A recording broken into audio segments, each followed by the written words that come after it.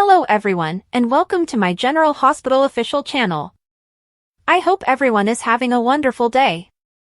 Before we begin, please hit the subscribe button and give this video a thumbs up. Will Sonny's attack on Lucas' boyfriend be Carly's last straw? According to General Hospital spoilers and updates, Sonny Corinthos may lose a significant connection as a result of his planned attack on Lucas Jones' lover Marco Rios. This could be the final straw for Carly Spencer, who has consistently supported Sonny. In the July 9th episode, Lucas begged Carly to help shield Marco from Sonny. This was done in an attempt to save his new boyfriend, Marco, who is regrettably Jen Sidwell's kid. Lucas was afraid that Marco would be held accountable for Sonny's retribution against Sidwell for starting the fire at Charlie's pub. Even though Marco put his life in danger to save Christina Corinthos Davis from the fire, Sonny may not be deterred when he seeks retribution. Carly informed Lucas that although Marco's father was responsible for the fire, she didn't believe Sonny would take revenge on him because Marco was an innocent party. According to Sonny, the fire would not have occurred in the first place if Sidwell had not set out to harm his family, and if Marco is collateral damage, then so be it. A child for a child, an eye for an eye, and a tooth for a tooth. Sonny and Jason Morgan already have a plan in place when Carly goes to Sonny's to warn him not to take revenge. He has informed Jason that he will target his child if someone tries to harm his, and he believes Sidwell was responsible for the penthouse blast that almost destroyed Michael Corinthos' home. Despite the fact that the two weapons used in the firebombing of Charlie's pub were very different, he too thinks he is responsible, but Selena Wu was set up. Jason and Sonny have just finished discussing their plan to target Marco and retaliate against Sidwell when Carly arrives. She enters, and when Sonny asks what she wants, she replies that she wants to stop another of their kids from being murdered. If Sonny follows through on his plan, will Carly be lost forever? Daisy Gilmore is a Corinthos grandchild, therefore even though there is no reason to believe Sidwell is responsible, Sonny and Jason learn about a stalker endangering her. This implies that she, Michael, Christina, or Donna Corinthos could all be Sidwell targets. In addition, Michael's other two kids, Avery Jerome Corinthos, or Sonny's daughter with Ava Jerome might all be targets. After a retaliatory strike, Lucas might have to save Marco's life, exactly what he feared. And it's the final straw for Carly because Sonny will lose Donna in addition to her. General Hospital spoilers, following Jocelyn's exposure as a WSB agent, Jason says this. Jocelyn Jax may utter 6 things to Jason Morgan once she is revealed as a WSB spy, according to General Hospital spoilers. Will Jason discover Jocelyn's secret and say something she doesn't want to hear? Jocelyn was enlisted in the WSB by Jack Brennan, who also provided her with the required training.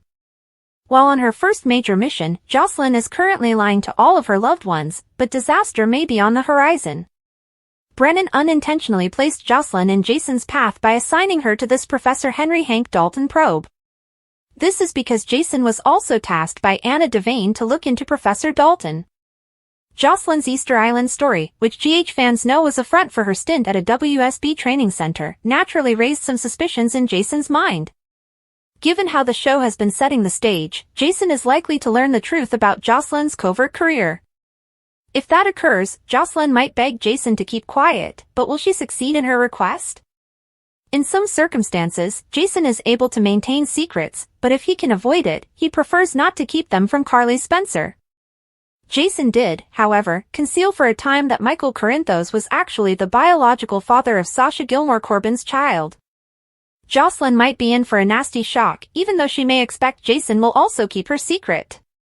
Jason was prepared to conceal the paternity in order to preserve Michael's chances of obtaining custody. It ultimately came down to acting in Michael's best interests, even if it meant temporarily lying to Carly. Jason might not believe he can remain silent about Jocelyn's secret. In addition to putting Jocelyn in risk, Brennan is keeping something very important from Carly while they are dating. As a result, Jason would say something Jocelyn would really rather not hear: "You have to tell your mom." Jason might adopt a tough stance after learning about all the disturbing WSB news. Jason might demand that Jocelyn tell Carly the truth, or he might do it for her. GH spoilers, will Brooke Lynn be able to win Gio back after he turns against her? According to General Hospital spoilers, Brooke Lynn Quartermain will experience heartbreak over her son Giovanni Gio Palmieri's mounting animosity, and there will be dramatic developments that will be gut-wrenching. Brooklyn, who is devastated by Joe's rejection after learning at the nurse's ball that he is the kid she placed for adoption, is up against a steep slope. Gio is solidly on Lulu Spencer's side because of his rage, which has been heightened by her prying into Rocco Falconeri's birth in connection with Britt Westbourne's embryo scam. Will Brooklyn's last-ditch attempts to strengthen their relationship bring Gio closer or drive him farther away forever? Joe's fury tears Brooklyn away. Brooklyn's life is falling apart as Gio strengthens his allegiance to his former stepmother after being offended by her spiteful retort about Rocco's background to get even with Lulu. His defense of Rocco, who is already experiencing family turmoil, is based on his belief that Brooklyn intentionally betrayed him, mirroring his own suffering following the public adoption disclosure. Her struggle to gain Joe's trust is fueled by her pain, yet his rejection stings. Will Joe's rage cement their distance from one another, or will Brooklyn's love blossom? Spoilers hint at a mother's valiant struggle. Brooklyn's research, which was intended to harm Lulu but instead backfired, further alienated Gio. She feels compelled to make amends, possibly in a heart-to-heart at the Quartermaine mansion, as a result of her regret and Lois Cerullo's gatekeeping on the adoption. However, Joe's developing relationship with Lulu and Dante may put a stop to her. Will Brooklyn reconsider her strategy or double down, at the danger of further suffering, if Harrison Chase or Tracy Quartermaine advise caution? If we know Brooklyn, we are aware that she will not pass away quietly. However, there seems to be a hint that she is finally maturing and becoming the person she desires to be in order to earn Chase's affection. The Quartermaine and Falconeri clans may become estranged as a result of Joe's rejection, leaving Dante to choose between his boys and Lulu's personal hardships. Brooklyn's marriage to Chase may suffer if she is unable to get in touch with Gio. Do you think Brooklyn deserves Joe's affection and confidence? Will he leave her? Will Joe's intense devotion to Lulu destroy Brooklyn's motherly dreams, or will her anguish over his rage heal their relationship? Nancy Lee Grahn of General Hospital responds to her nomination for a Daytime Emmy. The General Hospital character Alexis Davis, played by Nancy Lee Grahn, has received a nomination for a Daytime Emmy Award. She told her supporters how she felt after hearing the news. Continue reading to see the ABC stars and her devoted fans' reactions. The award nomination. Nancy posted a screenshot of the poster on Instagram as soon as she heard the news. She disclosed her response in the caption, "And it may not have been what you anticipated." Although she could have, the real Alexis Davis did not brag about her acting abilities. "Always grateful for a sweet nod, but cheers to all my fellow actors nominated or not," she captioned the photo. This is not a for sissy acting medium. Actors and crew in daytime television operate without a net. 60 or more scenes, 130 pages of dialogue, and only one brief practice per day. We occasionally shoot 8-hour shows in 5 days. I am honored to be a part of this group. Fans react to the post. Since many fans think Nancy Lee Grahn is such an authentic actress, many of them appeared more excited than Nancy Lee Grahn. They are aware that her performance as Julia Wainwright on Santa Barbara earned her an award. Also won an Emmy in 2012 for Outstanding Supporting Actress in a Drama Series. Consequently, there is a great chance that she will win another one. In the comment section, one fan wrote, "Wow, I didn't realize there were that many pages of discussion. You deserve it, so congratulations." Here are some further responses from her odd admirers. "Well earned. You always deliver and bring a ton of talent to this show. You gave an amazing performance when Sam passed away. I sobbed uncontrollably. You deserve the award. You are the only person who could be Alexis. I adore that you are compassionate and vulnerable even though you don't play and Mama Bear looks out for her kids. I'm not sure if you read the fans' comments, but I hope you do. She should win. A year of acting that was fantastic." Nancy Lee Grahn has been portraying Alexis Davis on the show for about 29 years. She actually commemorated her 25th anniversary in 2021. Alexis is the illegitimate child of Mikos Cassadine, who had an affair with a woman whom Helena Cassadine eventually killed. Decades of drama were fueled by her sad past. The persona was expertly crafted by Grahn into a strong lawyer and devoted mother of 3.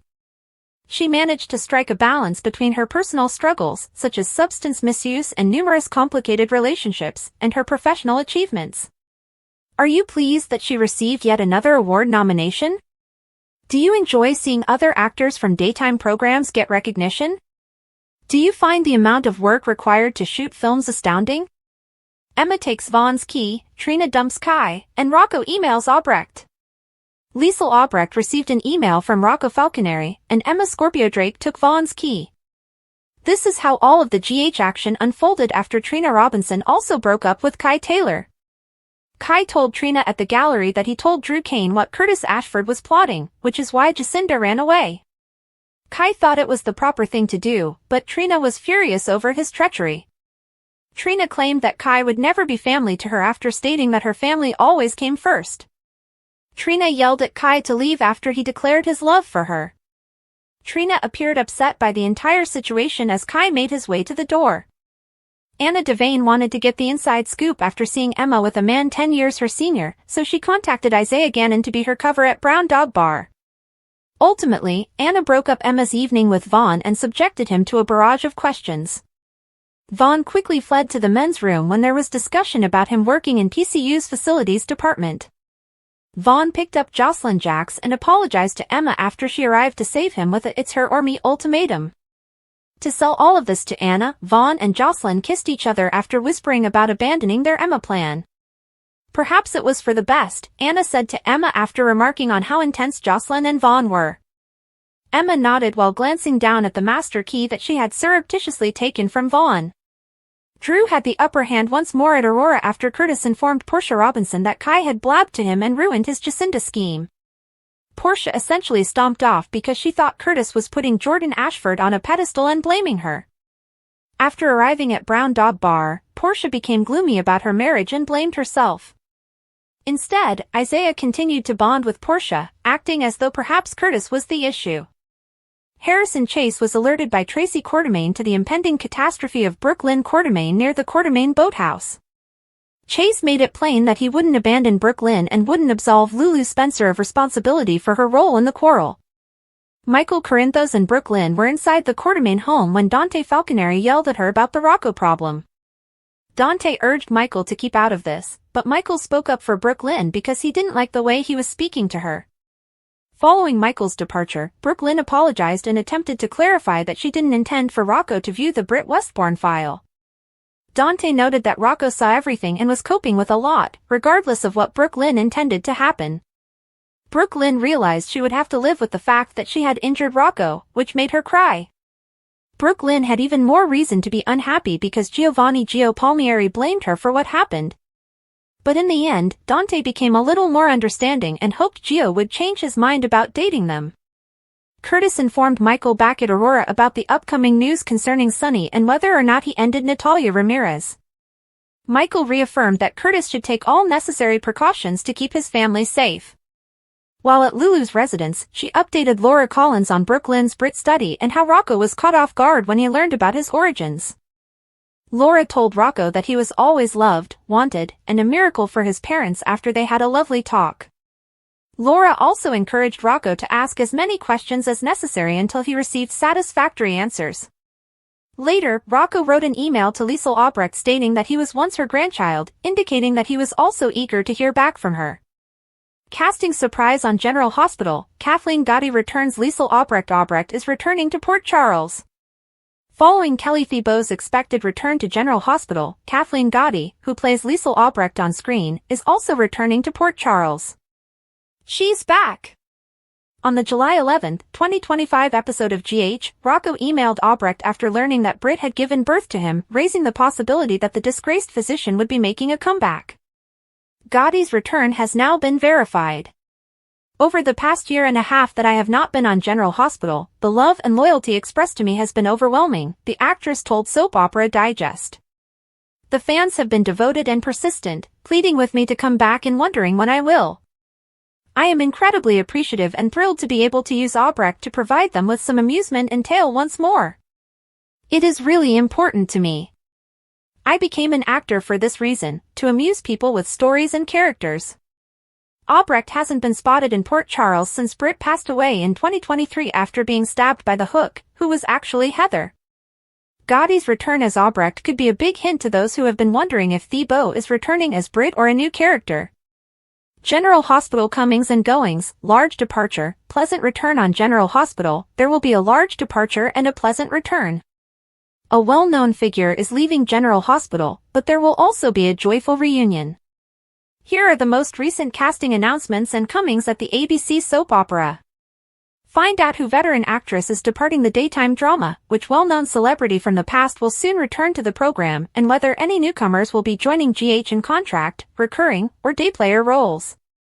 The week of July 14, 2025, Kirsten Storm's brief departure from the role of Maxie Jones, the actress was substituted by Nicole Paggi in the July 3 episode of the show because of a schedule conflict, will be more permanent. The actress explained on Instagram that she is taking a long vacation from the soap opera because she and her daughter Harper are moving to Tennessee. However, the week of August 18 will see Storm's return to the screen. She clarified that she hoped to return to the GH set in November or December, having previously filmed her year-ending sequences in June. Following Storm's departure, there is some good news about his comeback. Returning to the show as Dr. Liesl Albrecht is Kathleen Gotti. When it was revealed that Kelly Thibault, who portrayed her late daughter Britt Westbourne, would be returning to the soap opera, rumors about Gotti's comeback began to circulate. In December 2023, Gotti, who started portraying Liesl in 2012, made her final appearance. Stella Henry, played by Vernee Watson, returns.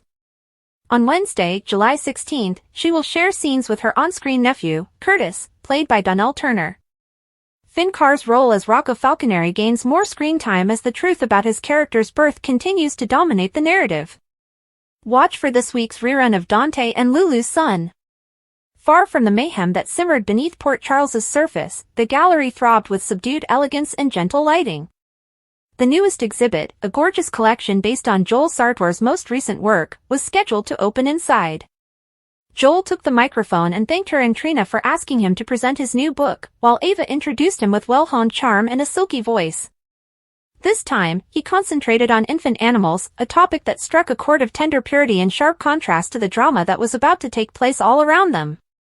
Rick came close to Ava and whispered something complimentary about the arrangement as guests began to arrive, glasses clinking and murmurs rising. A brief smile came to his lips. Cody hovered like a shadow in the background, observing the exchange with a little grimace before focusing on Liz. He started talking about the photography, the subtle lighting, the gentle tones, the emotional depth of creatures caught at their most vulnerable. It was just interesting enough to catch Rick's eye. Then, in a gesture that hardly concealed its purpose, Cody bungled his drink, causing the glass to topple just in time to soak Liz's blouse. In an instant, Rick was by her side, fussing and apologizing, as was to be expected. As it all happened, Ava squinted and grumbled to herself, indignant at Rick's newfound transparency. She became enraged and said, "He can't keep his damn hands off her." Unfazed, Cody took advantage of the commotion to pull Ava away and lead her into a hidden corner. Trina was making the rounds nearby, thanking people for their help. Among the first to arrive were Joss and Gio. Trina clarified that Kai was most likely still preoccupied with Drew's work when they inquired about him. She should have been concerned, but she didn't appear to be. Elsewhere, in the moonlight, Drew sat back in a chair on the Metro Court's rooftop pool deck and accepted a folder from Ezra. Everything he needed to fight back was inside. A blow to Sonny. An effort to discredit Laura. Drew was ahead by 3 moves already, and the game was changing. Meanwhile, Laura had her own worries. With such theatrical flair that it nearly made her smile, she picked up Martin from the hospital, who blamed Tracy for his back problem. However, her laughter subsided as she cautioned him that getting caught up in Tracy's affairs would not be beneficial to either of them.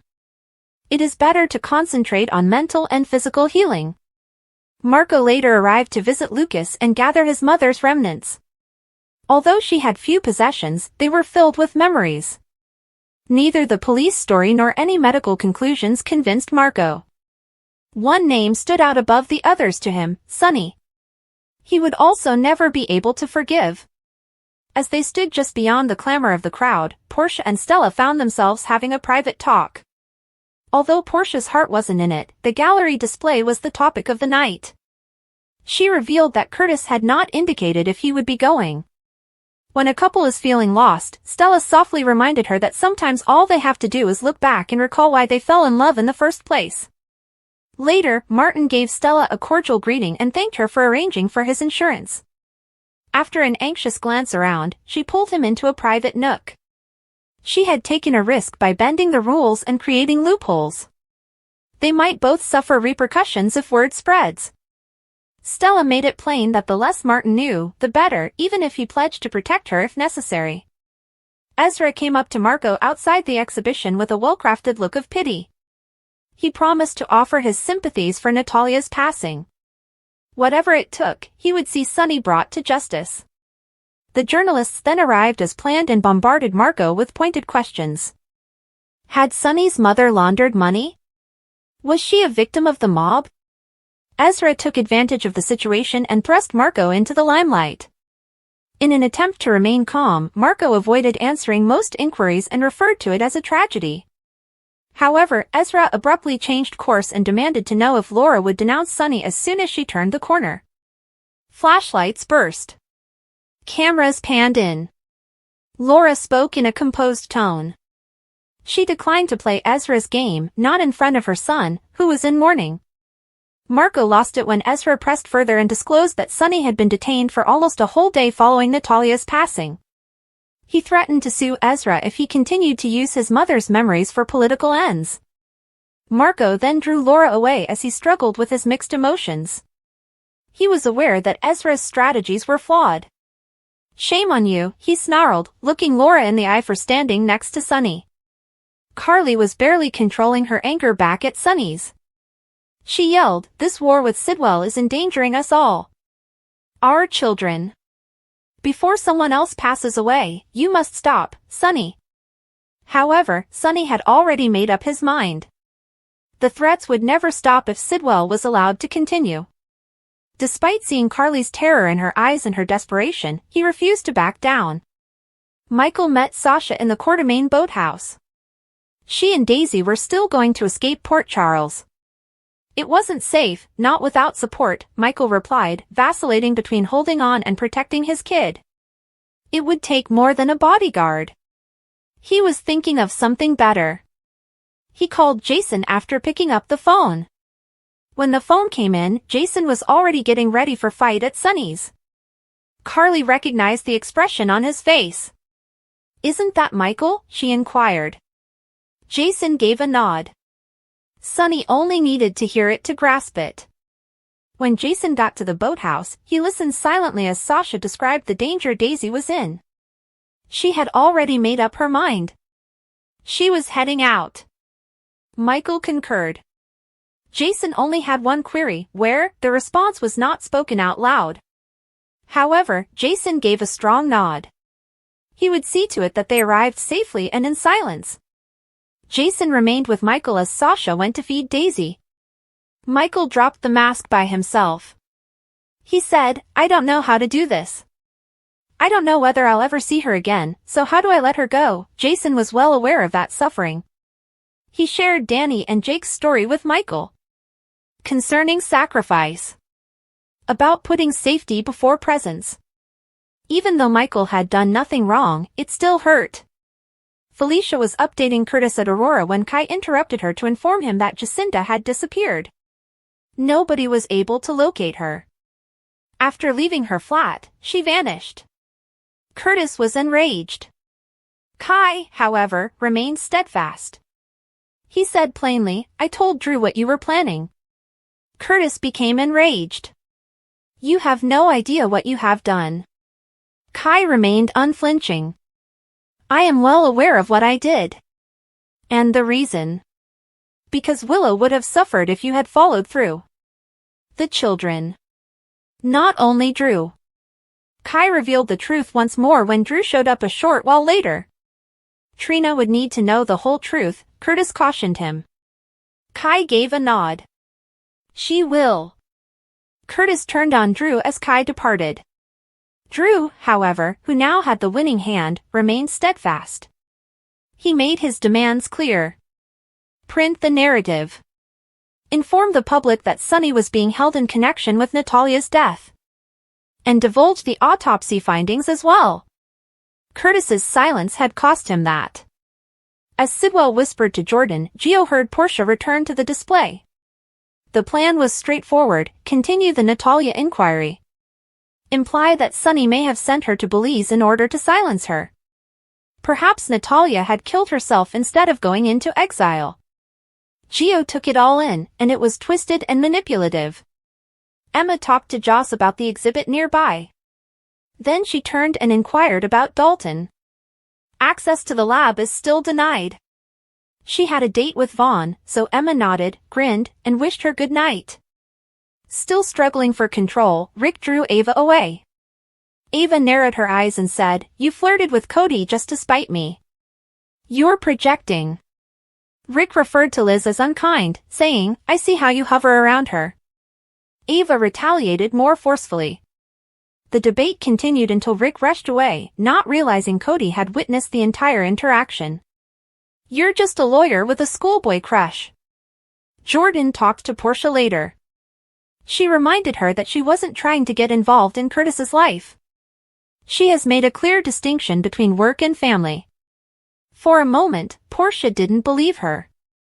Like a faithful scout, Gio returned to Sonny's and relayed the overheard exchange. "Stop," Sonny said. He declared, "I don't want you involved." "Not like this." Tears welled up in Joe's eyes. Sonny shook his head and said, "Grandpa, I just thought you should know. I've made far too many errors. Around me, people are harmed." They gave each other a strong embrace. "I won't let that be you." Carly found Joss beside the swimming pool. She whispered, "I just wanted to let you know that I love you." Joss blinked. "What took place?" "Just exercise caution," Carly advised. "For me." The strings of fate tightened as the episode came to a close. Since she had profited from his suffering, Rick cautioned Ava at the gallery to treat him better. She retaliated with flames. They said as they parted in silence, "You wouldn't even know who ruined you without me." In the darkness, Cody's eyes lingered on Ava with a confused pain. At last, Kai showed up at the display. Trina's grin grew softer. She was still unaware of his actions. Stella cautioned Martin in the hospital that insurance companies didn't require a reason to reject claims. She had aided him, but they were both safer the less he understood how. Laura spoke one last thing to Marco. She didn't approve of Sonny's actions in every way, but family was tricky. After wishing him peace, she vanished into the throng. Marco, his rage barely contained, turned to Lucas. He said, "Ezra is a jerk. However, I concur with him. Sonny is to fault." Lucas responded coolly, "I just hope this doesn't ruin us too." Marco remained silent, saying, "Sonny has nothing to do with us." Curtis issued the order at Aurora. "Did Sonny Corinthos end Natalia Ramirez?" was the headline that appeared in the newspapers. Gio consented to stay away from Sonny's. "For your benefit," he muttered. Additionally, Jason shared with Michael in the boathouse what Sam had once told him: "Certain decisions are made for the child, not for you." Recalling his vow to Sasha that their children would never experience what he had, Michael gazed into the night. He didn't think that vow would be put to the test so quickly. These 4 General Hospital performers should receive consideration for the Daytime Emmy Awards. Following the announcement of the 52nd Annual Daytime Emmy consideration on July 9th and 10th, certain actors who deserved to receive nominations were left out. Todd Bellow, Nancy Lee Grahn, Gregory Harrison, Jonathan Jackson, Kate Monsey, Allie Mills, Avery Kristen Pohl, Laura Wright, and Dominic Zamprogna were among the 8 actors that received acting nominations for General Hospital. Nevertheless, the other 4 actors also had performances during 2024 that merited a nomination. 3 cast members of the program were already nominated in the supporting actor category, which may be the explanation for some of the following cases, such as Josh Swickard, who plays Chase. Asher Antonison, who played Danny on GH in 2024 and performed 2 emotionally powerful storylines, is one of the most notable omissions in the 2025 Daytime Emmys' newly added Emerging Talent in a Daytime Drama Series category. After years of being assumed dead, Danny's life changed in March when he learned that his father, Jason, was still alive. After Jason, hurt and on the run, sought safety in the Quartermain boathouse, their tearful reunion took place behind closed doors. With effortless elegance, Antonizin captured Danny's astonishment and silent resolve as the teenager decided to keep his father safe. Danny became Jason's lifeline by enlisting the aid of Willow and Michael, rekindling a long-lost friendship and going above and beyond his years. Only a few months later, that emotional development was tested once more. Cyrus cruelly killed Danny's mother Sam in October. Port Charles was crushed by her untimely passing, and Antonizin stepped up to the plate. As he attempted to maintain his strength for his younger sister, Scout, he balanced his loss with maturity by portraying Danny's grief with a genuine, subdued melancholy. His performance's depth was further enhanced by scenes involving Jason, Dante, and Rocco. Throughout both arcs, Antonizin demonstrated a remarkable ability to anchor emotionally charged situations and a strong on-screen chemistry with his adult co-stars. It became evident after watching Danny deal with betrayal, sorrow, and resiliency that Antonizin is a rising star and that his exclusion from this year's candidate list is a huge letdown. Josh Swickard as Chase dealt with one of the most emotionally difficult periods of his life in 2024, Swickard gave a nuanced and moving performance. Gregory, his father, suffered a tragic slide at the start of the year as his ALS diagnosis rapidly worsened. As Chase struggled with the realization that his time was running out and fought to stay strong for his family, Swickard delivered a superb, subtle performance. A significant turning point was reached when Gregory passed away in the middle of 2024, not just for the family but also for Chase, who found it difficult to reconcile responsibility with sadness. He had learned how to be a man from his father, whom Chase admired. Swickard gave the scenes involving Gregory's death more emotional depth. These instances, particularly the park bench memorial service to scatter Gregory's ashes, demonstrated Swickard's capacity to draw on calm vulnerability and subdued grief. He reminded everyone that Gregory had taught him to see the extraordinary in everyone. However, the emotional burden continued. Chase watched in impotent frustration as his brother Finn started to lose his mind and resort to drink as a coping mechanism after Gregory passed away. Key scenes were once again anchored by Swickard as Chase attempted, first unsuccessfully, to step in and aid Finn escape his downward spiral. Chase and Brooklyn took over to look after young Violet as Finn's drinking got worse and his judgment deteriorated, shielding her from the consequences. Swickard depicted Chase as the family's emotional compass throughout it all, mourning but grounded, heartbroken but unwavering. His collaborations with co-stars Easton, Jane Elliott, Love, and Seton gave the narrative warmth and authenticity while highlighting Swickard's talent as a leading actor and a subtly potent emotional force. Kristen Vaganos as Molly suffered consecutive heartbreaks that put every aspect of her character to the test. Kristen Vaganos gave some of the most heartbreaking performances on GH in 2024. The first was the terrible death of the child Molly had long hoped to raise with TJ, which was caused by her sister Christina, who had consented to serve as a surrogate. As Molly's hopes for motherhood fell apart in front of her eyes, Vaganos captured her anguish, remorse, and deep sadness with unadulterated sincerity. As a diversion from her suffering, Molly poured herself into her career, which would only cause her and TJ to part ways after dating since high school. Bello received a nomination for supporting actor for their heartbreaking sequences throughout the full plot. However, the heartache didn't end there. A few months later, Molly experienced yet another unfathomable loss. Her sister Sam was murdered. Following this, Vaganos depicted the confused, heartbreaking sorrow of a lady who had recently lost not one, but two crucial aspects of her future, her sister and her child. Molly attempted to keep her family together while emotionally collapsing herself, and her interactions with Alexis and Christina in the days following Sam's death were particularly poignant. Vaganos infused each scene with quiet intensity and emotional subtlety throughout these narratives. She kept Molly's suffering grounded in reality, whether in private breakdowns or in public attempts to maintain composure. She was recognized as one of the 2024 breakout stars by both critics and fans for her multi-layered performance, which warranted her a candidacy in the Emerging Talent in a Daytime Drama Series category at the very least. However, she most certainly could have received a nod in the Supporting Actress category. When Ava was wrongfully accused of a terrible crime she didn't commit in 2024, Maura West had one of her most captivating performances on GH to date. Ava was immediately accused of shoving Christina after she fell from a second-story window following a furious altercation at the Metro Court. Ava, who was already a town outcast because of her lengthy history of treachery and scheming, was subject to fresh criticism, despite the fact that this time she was entirely innocent. Throughout the entire arc, West's performance was nothing short of brilliant. She expertly handled Ava's anger, terror, and heartache, especially in the parts where Dante questioned her, Sonny demonized her, and almost everyone shunned her. Her cries of innocence were ignored due to the weight of her previous transgressions, and West did a fantastic job of capturing that silent destruction. The emotional toll this plot took on Ava, who had been sincerely attempting to change her life, was what really stood out, in addition to the legal strain. West struck a mix between power and sensitivity, displaying Ava's anguish at being falsely convicted while simultaneously displaying the ferocious survival instinct that has allowed her to survive in Port Charles for years. Her loss of a well-deserved nomination feels like a snub because, like Vaganos, every other performer in the plot received one. On Friday, October 17th, the Daytime Emmys will be held in Los Angeles.